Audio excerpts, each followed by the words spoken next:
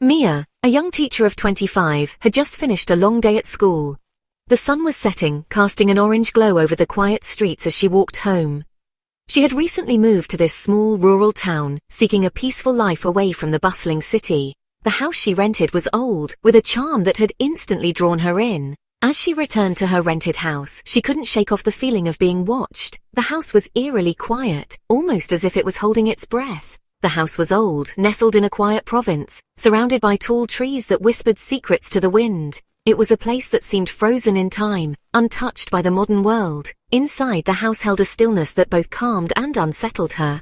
The rooms were filled with antique furniture, each piece telling a story of its own. The air was thick with the scent of old wood and memories long forgotten. One room, however, remained untouched. It was locked and filled with old furniture covered in dust sheets. Mia had always been curious about this room, but the landlord had warned her never to enter it. One evening, as she was cleaning the house, she stumbled upon a faded diary hidden in a drawer. A shiver ran down her spine as she held it in her hands, the leather cover worn and fragile. She opened the diary, and the yellowed pages whispered a warning. "Do not sleep in this room." The handwriting was shaky, as if the writer had been in a hurry or frightened. Intrigued and a bit defiant, Mia felt a strange pull towards the forbidden room. What could be so dangerous about a room that had been locked away for years? That night she decided to find out. She took the key she had found in the same drawer as the diary and unlocked the door. The room was dimly lit, filled with an eerie atmosphere. Despite the warning, she chose to sleep in the very room the diary had cautioned against. The air felt heavy, thick with the scent of dust and time. It was as if the room had been waiting for her, holding its breath for years. Mia tried to ignore the unease creeping into her heart. She told herself it was just an old room, nothing more. But the silence was deafening, and the shadows seemed to move on their own. She closed her eyes, the diary's warning echoing in her mind. "Do not sleep in this room," it had said, but she was determined to prove that there was nothing to fear. Sleep came slowly, a fragile thing easily shattered. The room seemed to close in around her, the air growing colder. Mia's sleep was restless, filled with strange dreams and whispers that seemed to come from the very walls. A blood-curdling scream ripped through the silence. Mia woke with a start, her body bathed in cold sweat. She was paralyzed, unable to move a muscle. Fear coiled around her like a serpent. A dark, indistinct shadow loomed over her. It pulsed with an unnatural energy, its presence suffocating. The shadow seemed to draw closer, its coldness seeping into the room. Mia's breath caught in her throat, her heart pounding against her ribs. She tried to scream again, but no sound escaped her lips. Then, as abruptly as it appeared, the shadow retreated, melting back into the darkness. The morning light brought a fragile sense of relief. Mia stumbled out of bed, her body still trembling. She rushed to the mirror, her reflection pale and shaken. Then she saw it, a handprint burned onto her arm, glowing an angry red. Panic surged through her. This was no dream. This was real. Mia remembered the diary. She frantically searched for it, needing answers. The diary belonged to Isabel, the previous tenant. Isabel wrote of strange occurrences, of a chilling presence that haunted her. Then, the entries abruptly stopped. Mia delved deeper into the diary. Isabel's words painted a picture of a woman tormented. She wrote of nightmares that bled into her waking hours. She wrote of feeling a constant watchful presence. Then Mia discovered the final horrifying entry. "It has marked me. It is coming for me." Isabel's words sent a fresh wave of fear through Mia. She felt a connection to Isabel, a shared terror. She had to find out what happened to Isabel. What had marked her, and was Mia now in danger? The hauntings escalated.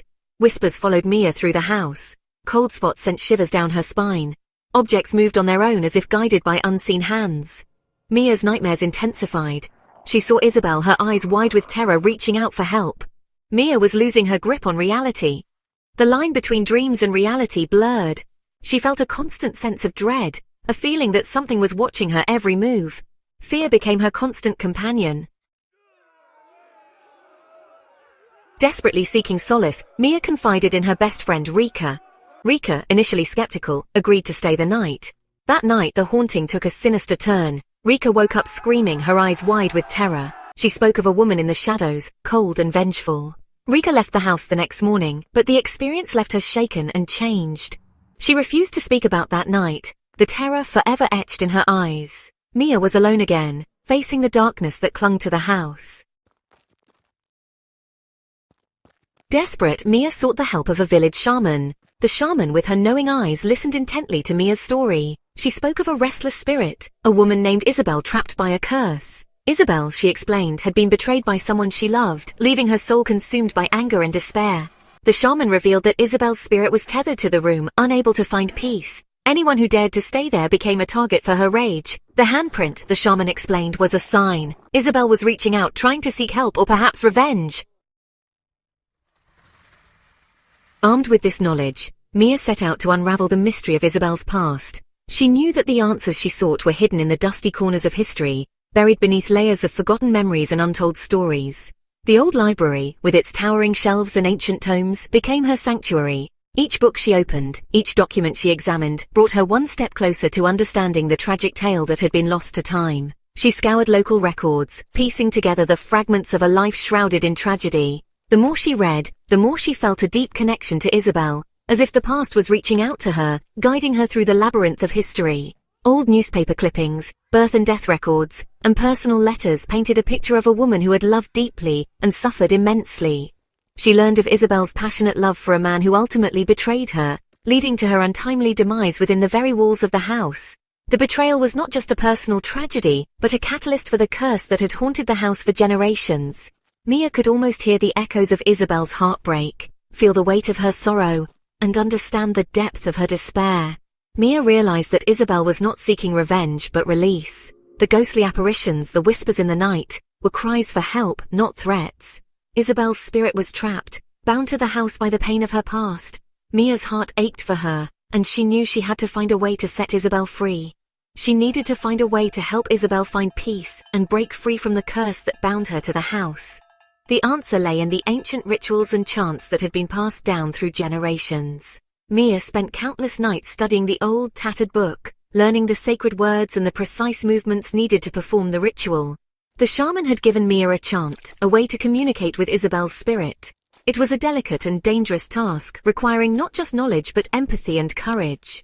As Mia stood in front of the mirror chanting softly, she felt a presence in the room, a cold breeze that sent shivers down her spine. She knew that Isabel was listening, and she hoped with all her heart that she could help her find the peace she so desperately needed. That night Mia returned to the room. Fear still lingered, but it was overshadowed by a sense of purpose. She had spent countless nights dreading this moment, but now she felt a strange calmness enveloping her. The room, once a place of terror, now seemed like a stage set for a long-awaited confrontation. The air was thick with anticipation, and every creak of the floorboards seemed to echo with the weight of the past. She lit a candle, its flame flickering against the shadows. The small light seemed insignificant against the vast darkness, but it was a beacon of hope. The candlelight danced on the walls, casting eerie shapes that seemed to move with a life of their own. Each flicker was a reminder of the fragile boundary between light and dark, between the known and the unknown.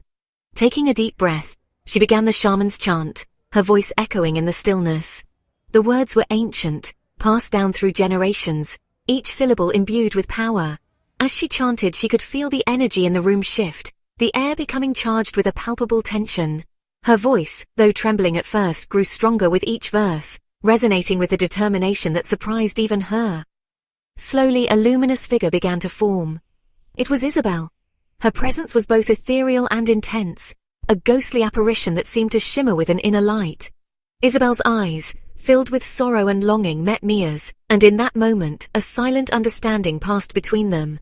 The room seemed to hold its breath, the air thick with unspoken words and unresolved emotions. Tears streamed down Isabel's face as she spoke of her pain, her betrayal, her desperate longing for peace. Her voice, though soft, carried the weight of years of suffering. Each tear that fell seemed to carry a piece of her torment, a fragment of the anguish that had kept her bound to this world.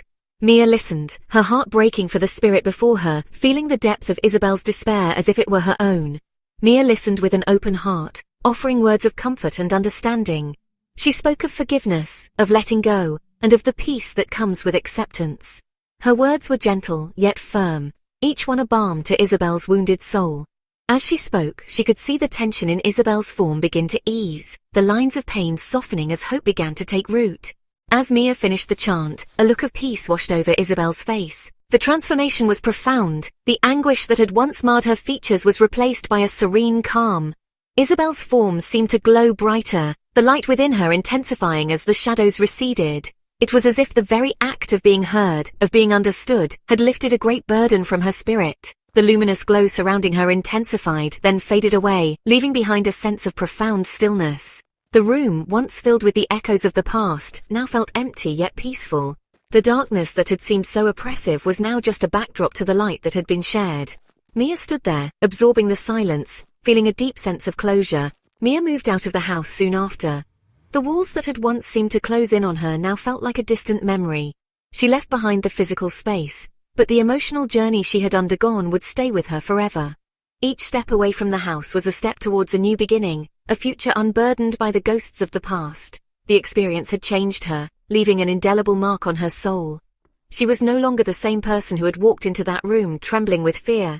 She had faced the darkness and emerged stronger, more resilient. The lessons she had learned, the strength she had found within herself, would guide her in the days to come. She carried the memory of Isabel with her, a reminder of the enduring power of love, betrayal, and the importance of finding peace, even in the afterlife. Isabel's story was now a part of her own, a chapter in the book of her life that she would never forget. It was a testament to the resilience of the human spirit and the healing power of compassion. Some nightmares, Mia realized, never truly disappear. They linger at the edges of our consciousness, a constant reminder of the battles we have fought and the scars we carry. But she also knew that these nightmares did not define her. They were a part of her story, but not the whole of it. She had the power to write her own ending, to choose light over darkness. They linger in the shadows, a chilling reminder of the darkness that lurks just beneath the surface of our world. But Mia had learned to face those shadows, to confront them with courage and compassion. She knew that as long as she held on to the light within her, she could navigate the darkness and find her way to peace.